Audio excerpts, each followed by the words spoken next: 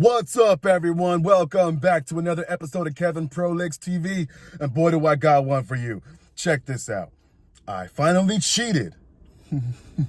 Tell us more. I've been with my boyfriend now for nearly 7 years. I love him dearly, and we have an amazing life. But the lack of sex drove me to cheat. We've not had penetrative sex for over 5 years. And on the rare occurrence we do something else, it's always one-sided for his pleasure. I brought this up in conversation on an almost weekly basis for the past 4 years. He says he'll change and make an effort. Then it's back to the same old routine within a week.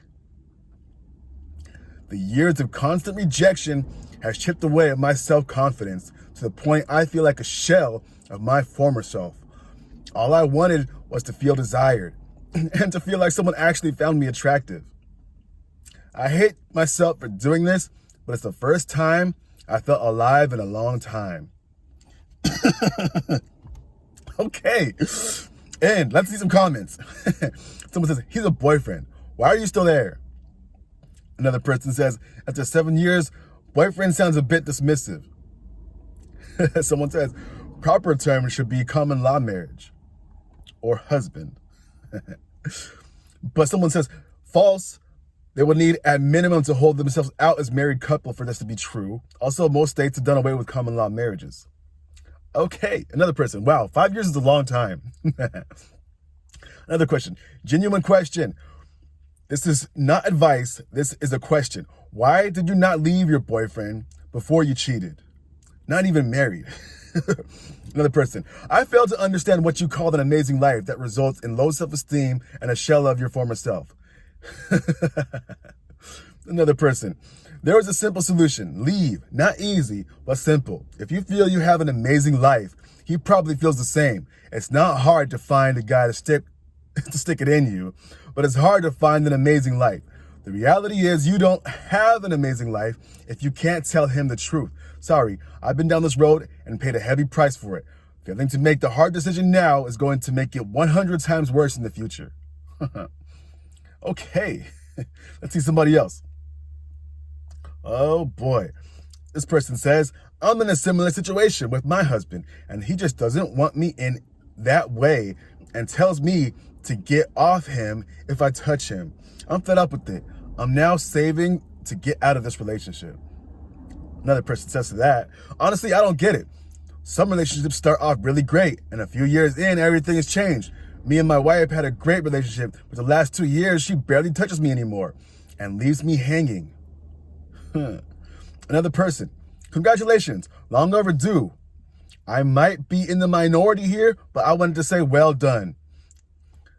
Dead bedrooms don't magically end. We don't get a reward in heaven for abstaining from sex because our partners have unilaterally decided they no longer want a sex life. So congratulations for finding someone to address that aspect of your needs. It doesn't stop you from loving your partner, nor should it make you feel guilty. You made it clear again and again how much you need this aspect in your life. Your partner cannot give you that or is unwilling to give you that. So you are merely addressing that need elsewhere. I took the same decision years ago when my wife unilaterally decided she was no longer interested in sex. In fairness, she never really was sadly, despite all my efforts, initiations, and counseling. I eventually had to separate my sex life from my marriage. While I appreciate my circumstances aren't yours, this does give you important support and moment of realization. You are not the problem. You are highly attractive to others, and others want to satisfy you and give you what you need. It's up to you as to whether you stay and to take a lover or leave and look for someone who can give you all of themselves. Whatever you choose next, don't go back to where you've been waiting on breadcrumbs. That seems like a very rational take. Another person says, what's stopping you from leaving? Another person says to that, cost of living, poor wages, high rents. Another person says to that, for me, it's the kids. Another person says to that, you can still co-parent divorced, especially if you are able to cordially and respectfully end the relationship on good terms. Although this would also depend on the other parent. My own justification for leaving was actually for my child.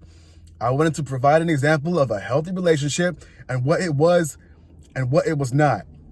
I didn't want my baby to grow up aspiring or accustomed to me and my trapped misery, and the best way in my mind was to live in alignment with that, what I wanted to teach my child.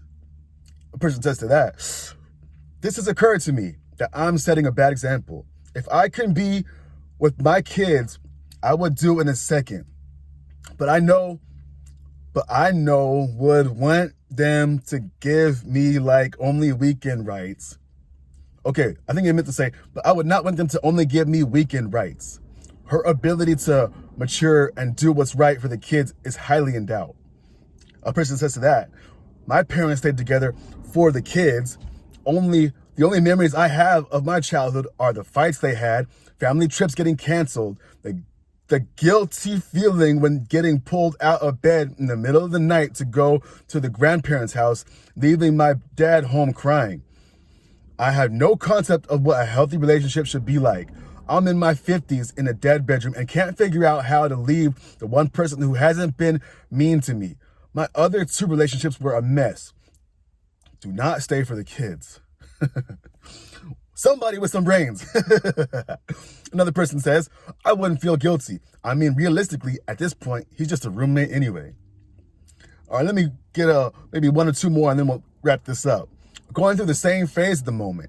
It's only like you've written my life for the past 5 years. Only difference is I'm married. Well done to you. One more person. It may be the best thing you have done for yourself in years. When I first strayed after a long dead bedroom, it made me feel alive and realize what I was missing out on. Good luck for whatever you decide to do next. And boom, there you go. For men and women alike. Having this situation is not good. And even worse if you're married. And then even worse if you have kids. Hey, yo, there's no way. I hope they don't have kids. She didn't say nothing about having kids. But please, I hope you don't have kids. Because they're going to see what kind of messed up relationship you're in. And then they're going to, like the other person commented, they're going to go into their relationships wondering, what the heck is a good relationship? Anyway, I think this person did a good thing. Maybe not cheating.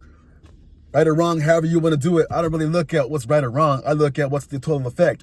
And right now, what's the total effect? This person was neglecting them of a vital part of their life. And now, what did they do? They reacted in a way that many people would say is wrong. But to me, hey, what's wrong or right? We're only humans. We weren't even supposed to know what wrong and right was. Anyway, yeah, good for you. Bravo. You got what you needed. And I hope that person who was neglecting you understands exactly what you were going through. But they probably won't. Anyway, this has been another episode of Kevin Prolix TV. I hope you like, comment, subscribe, and share. And I'll catch you on the next one. Peace.